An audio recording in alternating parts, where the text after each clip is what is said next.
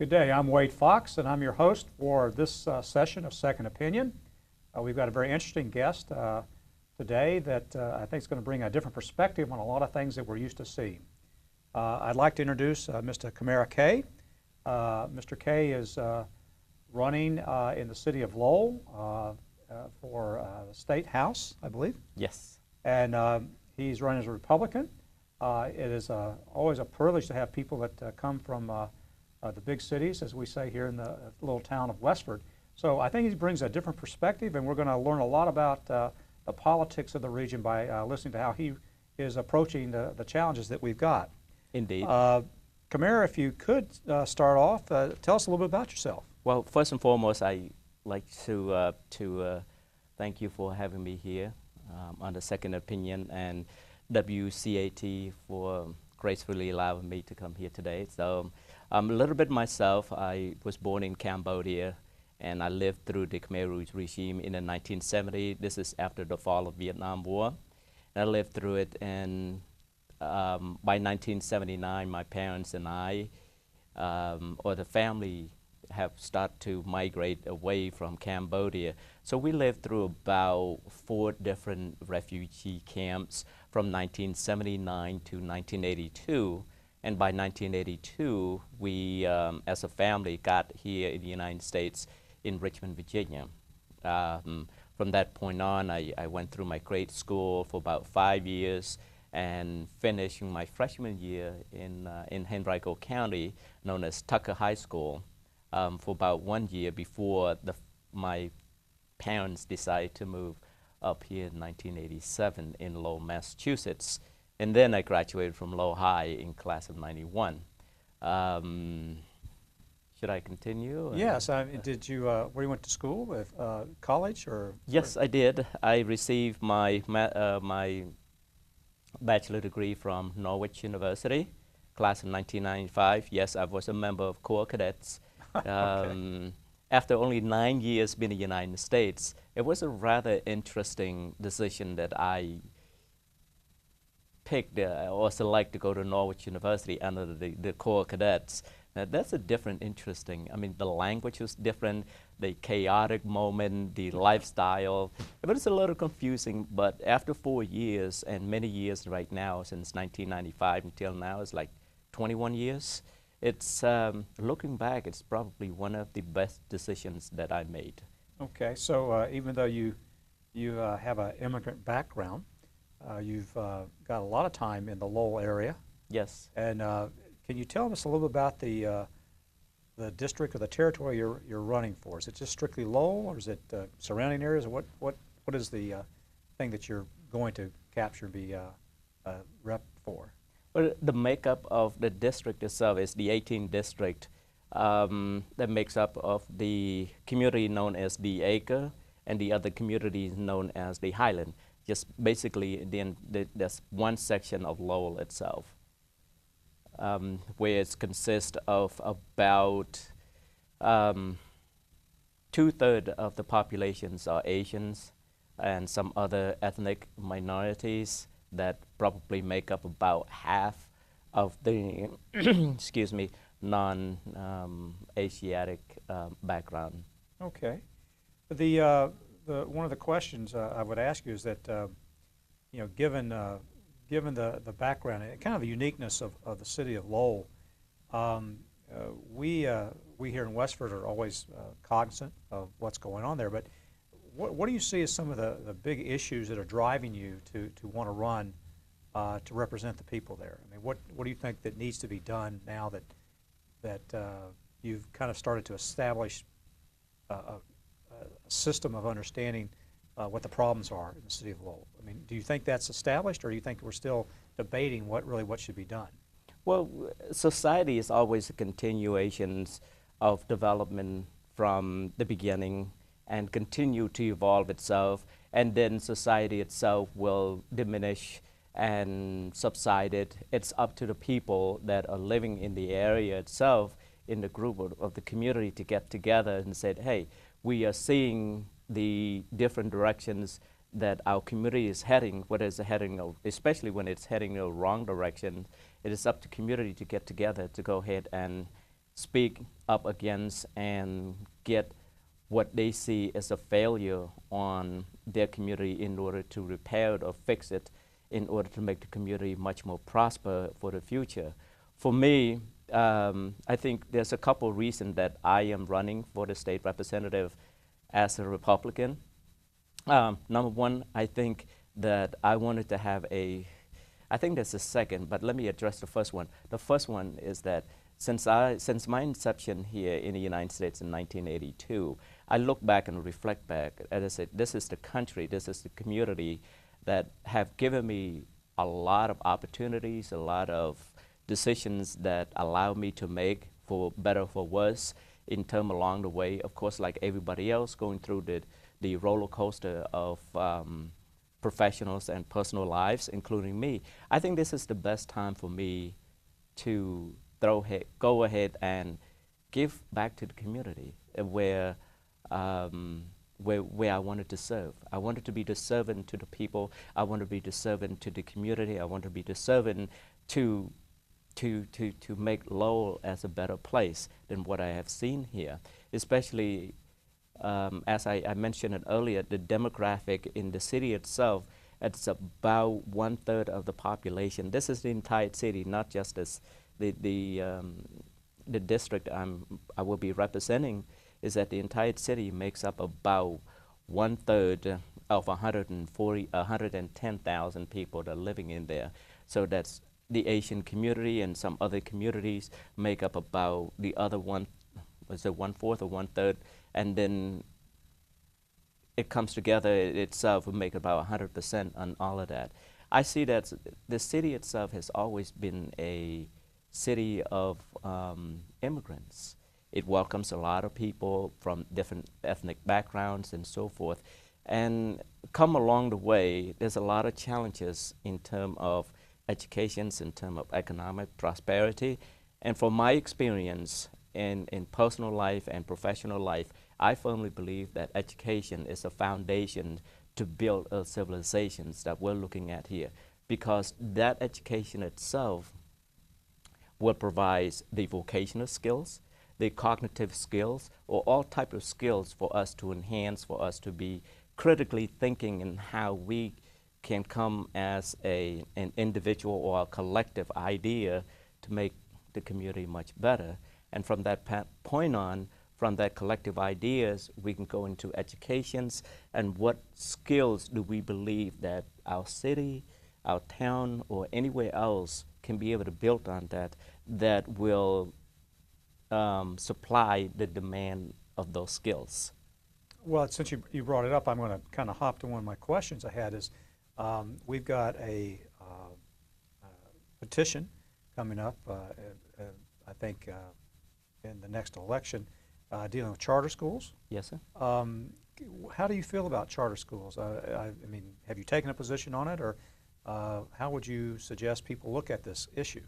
I have taken, I appreciate it for that question. It's one of my core campaign platform when it comes to education and charter school. I would definitely vote for that. Not only that I am voting for charter school, I am in favor of vouchers. I'm in favor of opportunities for parents to make decisions for the children. Myself, I have a daughter that's attending Lowell High School. It's a junior in Lowell High School. I firmly believe that it's good for me, for her, to be in that environment, whereas some other parents believe that their children probably do much better in charter school or public school, private school. By any means, go for it.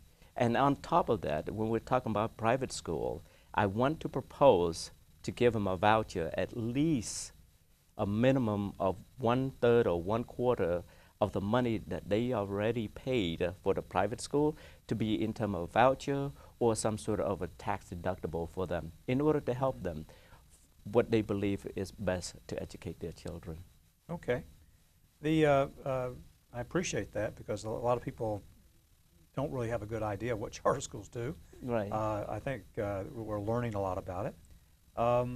If I could go back to the city of Lowell specifically about some of this, we've seen a lot of, and I'm not sure how a state rep would factor into this, and I'd like to hear your thoughts. But the city of Lowell is looking at trying to expand its image, improve its image, and certainly the UMass at Lowell has done a great deal of improving that image over the last couple of years. But the downside of it is they seem to be expanding into tax-producing locations. How would you see that playing out? How do you think there's a balance there, and do you think the state has any right to be talking about it?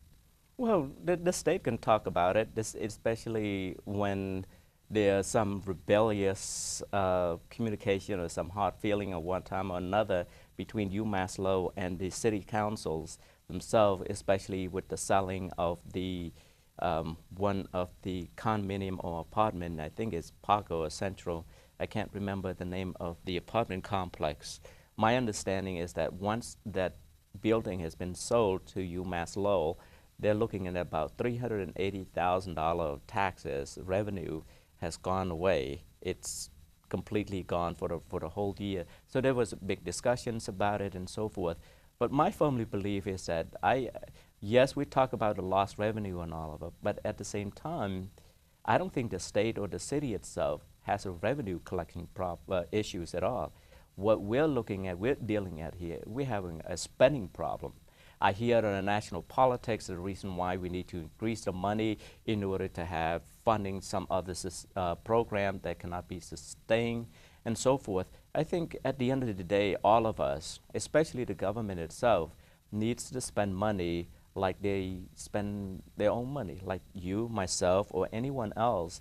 We're looking at our own budget. If we have $1,000 coming in every 2 weeks, we're going to budget that like crazy. We're going to say, okay, we can only spend this much money in order to put this and this and this and so forth in order to keep that sustaining livelihood. I think the government is the same thing.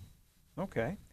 So what would you see as the key issues in trying to revitalize, trying to reach that balance in Lowell of say, improving employment opportunities, but at the same time not, using the right allocation of funds to do that. Mm-hmm. A lot of times the state aid program, people that are not in the city tend to think that it's just them taking money out of the towns. Right. And here in Westford we think that, and they're sending it to the city, and there's no accountability, and they just, there's always going to be wanting more needs than we can supply funds. So where's the balance, you think, in trying to reach a common understanding between the people kicking money in and people using it? I think at the end of the day, all the elected officials and business and so forth needs to stop vilifying by saying, we need the money in order to fund this program, we need the money in order to spend on this and that program and so forth. If you can hear the way they're talking about spending money, but they're not talking about saving money, they're not talking about collecting the money, they're talking about spending money, they're talking about spending money. If we need to stop spending that money or expand any program, of any programs that want to expand within the city or within the surrounding cities and so forth, we need to take a look at it. Is this going to be a public funded project, or this is going to be a private funded project? The community and the business needs to come together and take a look. What is sustainable for all of us? What are the benefits for all of us?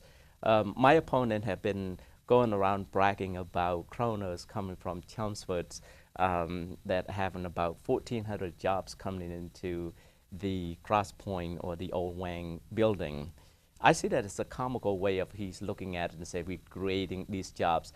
We're not creating more jobs. These are the jobs that has currently been in existence.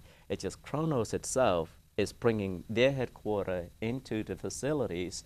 What jobs did we gain from the community, from the surrounding community, from the city of Lowell and all that? The answer is most likely 1, 2, maybe. And you take a look at the skill set that Kronos is looking for. It's highly demanding in terms of computer software developments and so forth. Those are the skills, going back to where education it needs to be.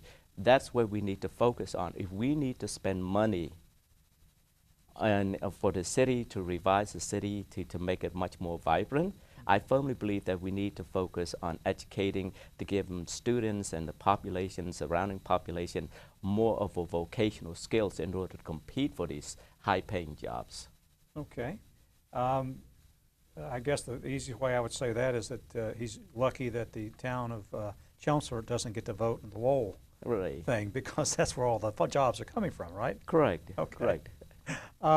You know, as a Republican, when you win this election and you go in, it's a minority party. Right. We're a very blue state. What would you think be the top 3 things you'd like to accomplish with your fellow Republicans and working with the Democrats to benefit the city of Lowell? I think number 1, control spending. Number 2, education. Number 3, job development. The state, especially like I mentioned it to you earlier, since 1979, the city of Lowell's growth, it's only 3.3% in terms of their annual income, versus gateway cities, other gateway cities, about 7.9%. So on average per year, say, where did we go wrong? I think it's based part of that education that we need to tackle. We need to have a much more vibrant, much more better educated workforce, so that we don't have to rely so much about jobs that's going overseas, like manufacturing jobs that, you know, both of the presidential candidates been talking about. So we have a better skills in terms of vocational skills and all of that, we can be able to retain that type of skill sets here in the state itself. So working with the state legislature is going to be one of the insurmountable tasks. It's going to be fun. I expect to be a lot of fun. I expect to be a lot of me possibly filibuster a lot of taxes. It's going to be raises by the Democratic Party. I'm sure they're going to find some way to cut my hair much more shorter, just to force me to confirm with them. And, you know, as you may have been aware, speaking of taxes, you may have been aware that the Democratic Party in the state legislature have trying to add another 5%, what they call it a millionaire's tax. If anyone who earn $1 million plus one, they will automatically get into that extra 5% of surcharge tax or luxury tax, for whichever they wanted to do. What they wanted to do for that millionaire tax is that they wanted to go ahead and to use that money to improve the educations and infrastructures. But what I found out is that that's not the intentions is. They want to use that tax that they collected and put it in the general fund. Once it is in a general fund, that money is not going to be spending on what they intended to do.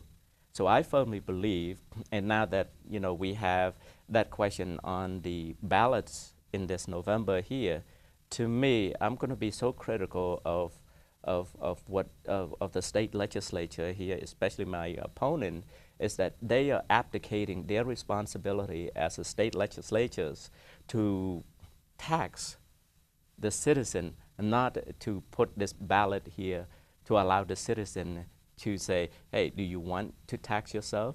Of course not. Nobody's going to do that. But they renamed this tax here, my understanding here, from some other stuff into what they call it a millionaire's tax, so that they can be able to tax people that earn $1 million plus for a living. I think it's wrong, because if they approve it, it's going to be close to about 19 to 20% from the state tax.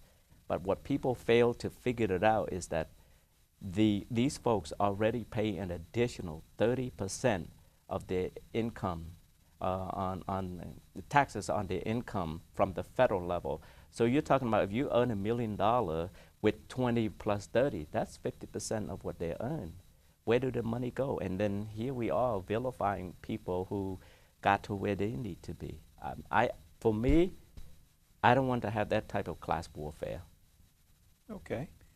Well, the class warfare certainly seems to be on the discussion agenda at the national level. I'm going to kind of go back to something that's a little bit closer here to the home, and it's a more social issue. We've got several initiatives obviously coming up, And I'd like to get your opinion on something. We have a opioid crisis Right. in this state. Everyone seems to talk about that, says we've got a real problem with drugs, obviously. Mm-hmm. And yet at the same time, we have a lot of people thinking it'd be good to have marijuana legalized. Right. So to me, it's a little paradoxical, but it might be a generational thing. But what's your opinion? How should we approach this paradox and the problems that we got? Well, first and foremost, I think that's the ballot initiative question number 4 in terms of recreational marijuana. My vote to that will be definitely no. My understanding is that this recreational marijuana will attach some other stuff that this marijuana, not only they allow to smoke about an ounce. Somebody explained it to me the other day. It's like 1 ounce of marijuana is equal to about 40 of those little tiny wrapping. I don't know how they do it, but there's about 40 pieces of that. On top of that, they marketing some other cookie to incorporate this marijuana in there. It's like Pop-Tart or anything that Klondike. They make it very, I saw the picture, they make it very, it looks very similar to the national brand. Instead of Pop-Tart, they say Pot-Tart. So one is P-O-T, one is P-O-P. So the very similarity of that can cause a lot of confusions, and God knows, young children might be able to pick it up and say, Mom, Dad, this is Pop-Tart, so I'm going to start eating it. And all of a sudden, you get a whole bunch of the entire society will be addicting to this. And the opiate addictions, I saw the article the other day that the federal government have given the state of Massachusetts for $53 million to combat for educations and so forth. And I have spoken to a very good friend of mine, Jordan Guys, where his family and so forth founded a ZAC Foundations that is incorporate or working along side by side with Megan's House. Their job is to raise money and identify anyone who are currently drug addict. So they're sending them to these houses for detox, for rehabilitations and so forth. So I asked them, as I said, out of that $53 million that the federal is giving it to the state, how much you guys are getting? Absolutely zero. So they self-funded by doing a lot of fundraising. I'm glad that I had the opportunity to attend the fundraising for them. It was an awesome fundraising. They find a lot of ways to raise some money on that. I think they raised about $70,000 in a one-day event. And so that all of that money that they raise, it goes directly into the foundations, and everyone who works there are all volunteer. So they use that money, send these folks who are addicted to opiate or some sort of drugs and so forth to some of rehabilitation houses, and they pay for all of that. Okay.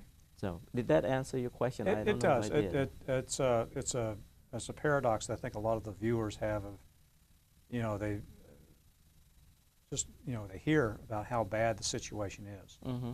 And it's not just a city problem; it's a town problem also. It's not inner city. So we've got a very big problem. But at the same time, we see people that want to basically tell you that, well, there are bad drugs and there's good drugs, and we want this here. And there's been a lot of push on it. Right. And then you see the people coming up with these initiatives to try to maybe correct the ship. And the problem is that a lot of times people don't really understand. When they're voting, they write it so that you really don't understand whether you're yes or for it, and no, you're against it. Right. And that's why I thought I'd ask you how you felt about it. Well, to me, it's a simple mentality that we need to interpret this. Remember the old saying from our parents is, hey, don't put any foreign objects in your mouth or your body and all of that. That's the same thing come with the term of flu, anything that is not genetically make up from the original intent of our anatomical makeup and the body makeup. It's going to go conflicting with our body. Our body will resist and reject any of that.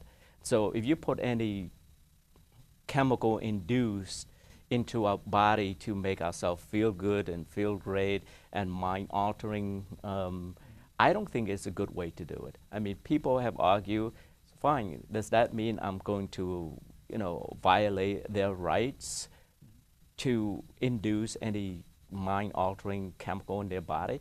I can't stop them. I can stop them while I'm talking to them, but behind my back, they're probably going to do the exact thing what they're arguing with me about. So at the end of the day, I think once they're getting addicted to it, the state and society itself will have to find a way to fund their rehabilitations from what we look at as a whole bunch of addictions. That's going to put a lot of stress on our resources in order to help them. Okay. Well, we're kind of coming to the end, and I wanted to say it's been an honor to have you on. You're obviously a challenger in a very unusual system this year. The top of the tickets are at each other's throats. I'm sure a lot of people would like to know if they could help you. If you have a website or a phone number that you want people to volunteer, do you have one you can give them? I do. I always looking for volunteers. There's not enough volunteers. One more volunteers is better than no volunteers. 100 volunteers, it's awesome, it's great. You can go to my website at KamaraKay.com. That spells KAMARAKAY.com. Or you can go to my Facebook.